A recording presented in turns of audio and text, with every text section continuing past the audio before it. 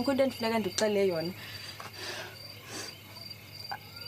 Ayizoba lula kodwa kunyanzelekile uyazile. Hayibo, Nomzamo.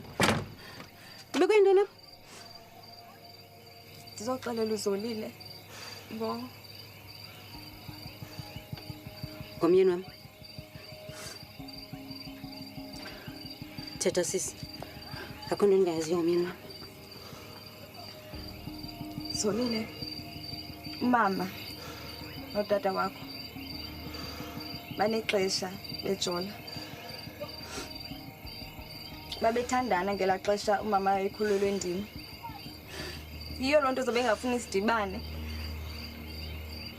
Sabantwana bomntombi.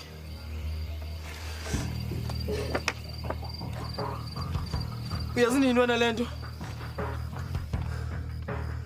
Wazi nini wena ngalento? Emveni kumkile, yilo nto ndahlukana nawe Zolile.